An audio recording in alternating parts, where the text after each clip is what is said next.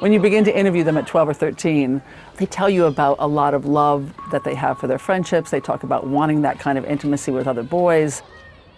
I think friends are the things that kept me composed in the hardest times that I had. As boys got older, they began to tell a very different story. They'll say things like, no homo, in response to a question about intimate friendships. That question to them has now become a gay question, rather than a question about just their friendships, which is how they heard it when they were 13 or 14. No homo was used a lot among my straight friends. Because we don't want to seem as if we're being gay towards each other or saying gay terms. That reveals the culture, because the fact they're equating friendship with gayness is a part of American culture of masculinity. Somehow to be a boy, to grow into a man, you have to be emotionless.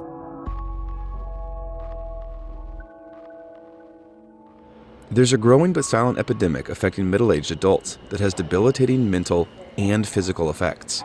And that's emotional isolation. And those effects are being felt by men most of all. According to some experts, the trend begins in junior high. I've been studying social emotional development for about almost 30 years, interviewing boys about their relationships, their friendships, the kinds of things that are important to them.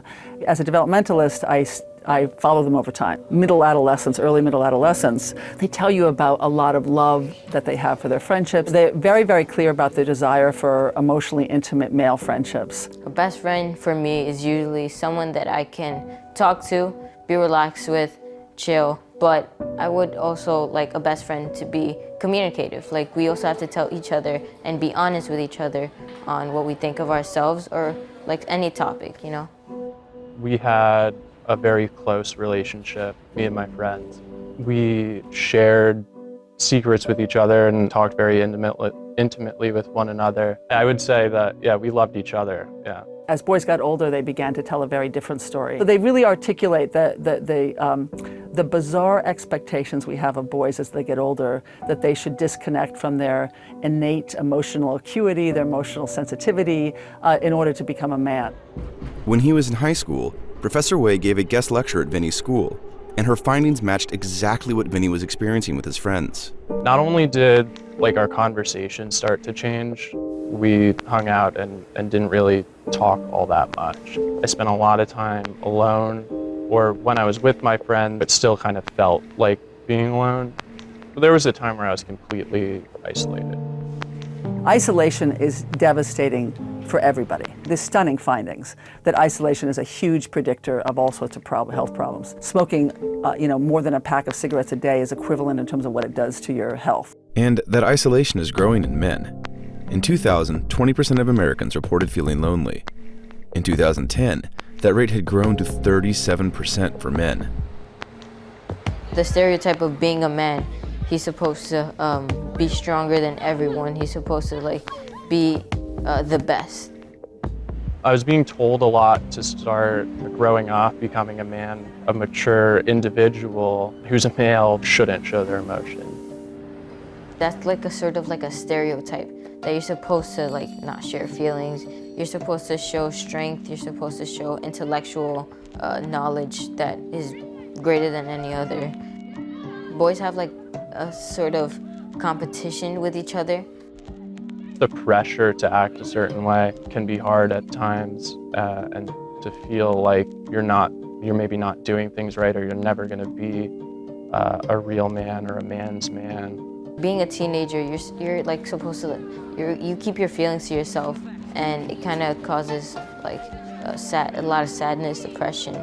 The culture has created the problem, right? The culture of hypermasculinity that we've created, we as people living in this culture have created. We've taken basic human capacities, which is to think and to feel, and we've given them a gender. And we've made thinking into a masculine thing and feeling into a feminine thing, which doesn't make any sense because all humans think and feel, right? But we've gendered them, and we've reinforced that gender. We're told to live a kind of incomplete human experience where we're only thinking or we're only feeling. They're disconnecting from a core part of their humanity. We're born human, and we're born with the capacity and the need to connect to others and to have community and have positive relationships. And then we raise boys in American culture to disconnect from that need, to pretend they don't have it, to pretend they're not emotional, to basically fake it, to fake that they're not fully human. I think the boys tell us the story. They tell us the entire story of what happens. They begin to enter into a culture that asks them to disconnect from the very things they need the most to thrive. Certain people are going to really expect you to act a certain way or act in a way that kind of embodies those cultural norms.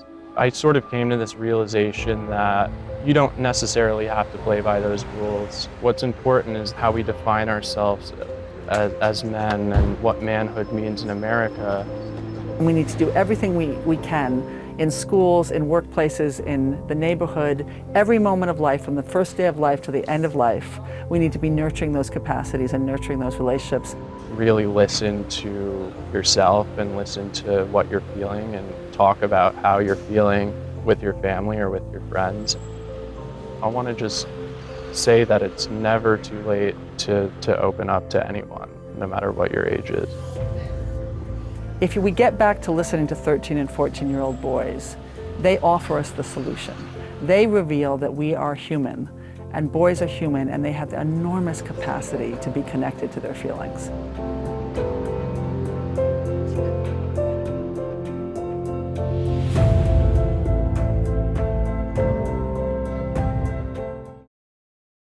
Hey, NBC News viewers, thanks for checking out our YouTube channel. Subscribe by clicking on that button down here and click on any of the videos over here to watch the latest interviews, show highlights, and digital exclusives. Thanks for watching.